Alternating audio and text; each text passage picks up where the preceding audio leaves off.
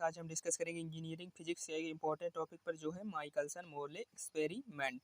तो स्टार्ट करते हैं। इन 1878 Michelson and Morley given as an experiment which describe the relative motion between ether and earth by using Michelson interferometer। 1878 में Michelson और Morley ने एक ऐसा एक्सपेरिमेंट दिया जो डिस्क्राइब करता है रिलेटिव मोशन ईथर और अर्थ के बीच में बाई माइकलसन इंटरफेरियोमीटर के द्वारा।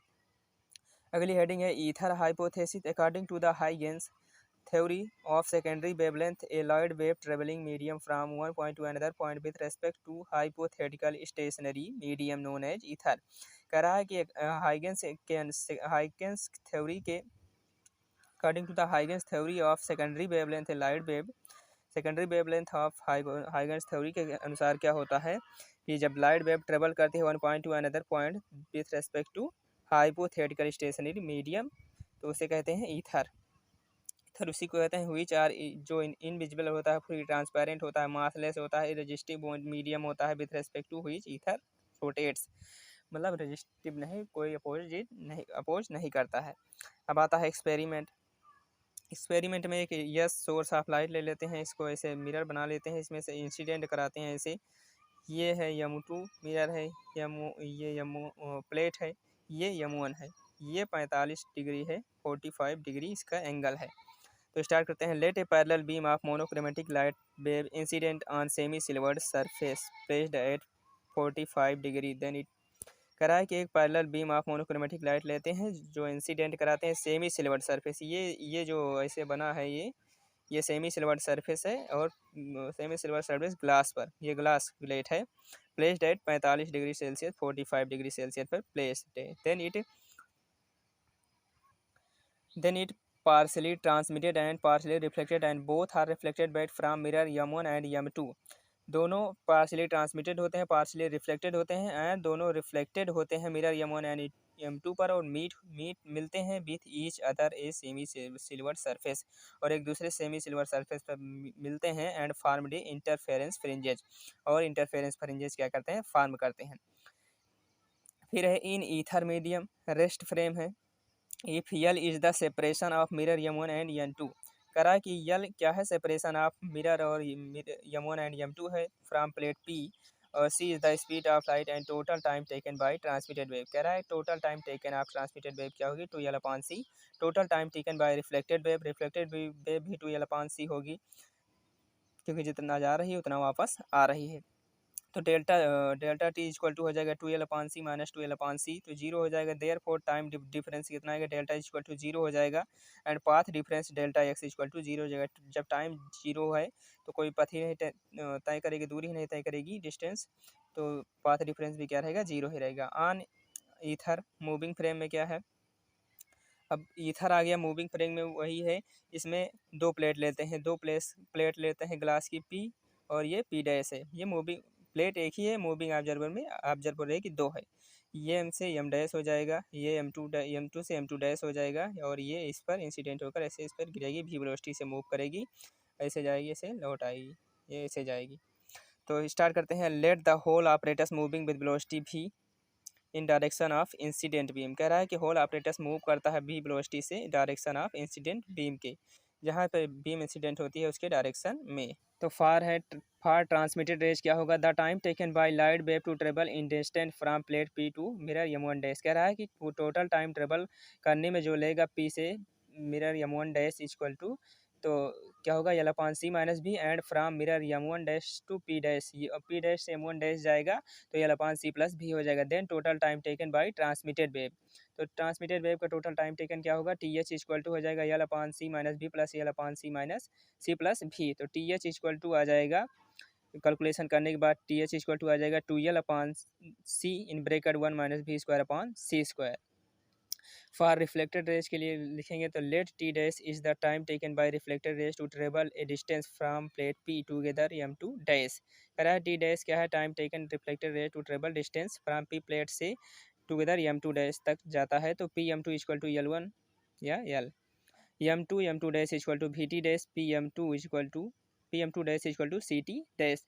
देन फ्रॉम थ्योरम ऑफ लगाएंगे पाइथागोरस प्रमेय लगाएंगे, तो इसमें हो जाएगा m2 डैश का whole square equal to P m2 square plus m2 dash का होल स्क्वायर, तो C square T dash square plus L square plus B square T dash square. T dash square common लेंगे तो C square minus B square equal to L square आ जाएगा, उसको एक side करके।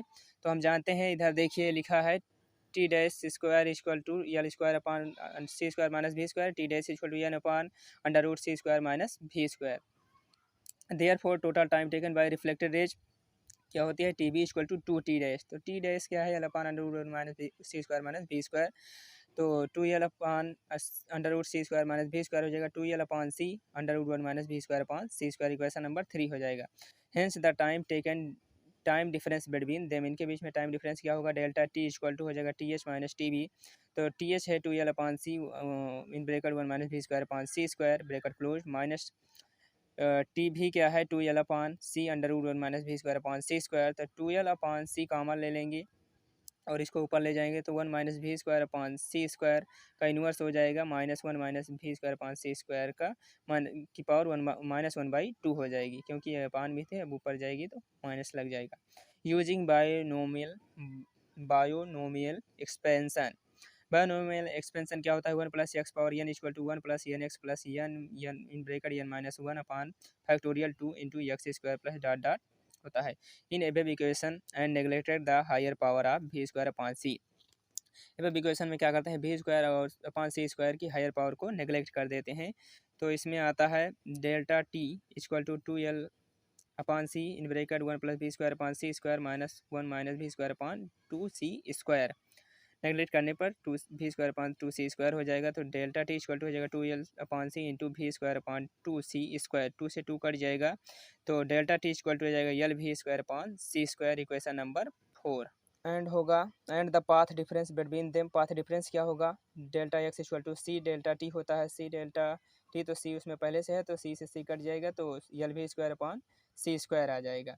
Hence from equation 1 and 4 is clear that there are relative motion between ether and earth. Equation 1 और 4 क्या कहते हैं, बता रहे हैं कि इसमें ईथर और अर्थ में रिलेटिव मोशन होता है। अब हम डिस्कस करेंगे, इसी का पार्ट है negative result of Michelson Morley experiment. इसका निगेटिव रिजल्ट क्या है, when the whole apparatus Michelson Morley interferometer rotate by 90 degree then according to the theory of relativity path difference will be doubled. कह रहा है कि जब whole apparatus Michelson Morley का 90 degree rotate कर जाएगा तो अकॉर्डिंग टू दिस थ्योरी, इस थ्योरी के हिसाब से पाथ डिफरेंस डबल हो जाना चाहिए। Delta x equal to L B square पाँच C square minus in bracket minus L B square पाँच सी स्क्वायर ब्रेकेट क्लोज। तो delta x equal to L B square पाँच C square but the find same path difference L B square पाँच C square, this is the negative result of Michelson Morley experiment. कह रहा है कि पथ difference double हो जाना चाहिए बट डबल नहीं हुआ है, सेम आ रहा है एल भी स्क्वायर पाँच C square, this is the negative result of Michelson Morley. अब आता है explanation of negative result. Negative result का एक्सप्लेनेशन क्या है, ether earth drag hypothesis. According to this hypothesis the ether medium dragged with motion of ether, no relative motion between them ether and earth। इस इस इस hypothesis के हिसाब से क्या कर रहा है कि ईथर भी अर्थ के साथ ड्रैग करता है, इनके बीच में ड्रैग करता है मतलब घूमता है, इनके बीच में कोई रिलेटिव मोशन नहीं होता है। अगला है consistency of speed of light. According to the Einstein the speed of light is always constant at independent on the relative motion between any two frame of reference. कह रहा है कि अकॉर्डिंग टू द आइंस्टीन के हिसाब से speed of light हमेशा constant रहती है, किसी भी रिलेटिव मोशन पर किसी के बीच में भी डिपेंड नहीं करती है, इंडिपेंडेंट रहती है। In Michelson Morley experiment is relative motion minus B and C minus B and C plus B are replaced by C, then experiment itself show that the relative motion between ether and earth।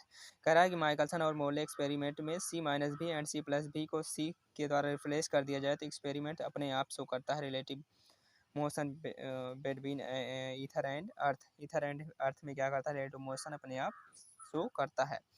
तीसरा negative result है length contraction hypothesis. According to the Lorentz and Fitzgerald, the length of any radial moving with velocity v appear to be contracted by a factor L1 minus b square upon c square। Lawrence and Fitzgerald के अनुसार किसी भी length of rod any L moving with velocity भी से जब move करते हैं तो कॉन्ट्रैक्टेड अपेयर होती है by factor under root one minus B square upon C square in direction of motion, motion की direction in Michelson Morley experiment if L is replace by L under root one minus B square 5c square for transmitted raise.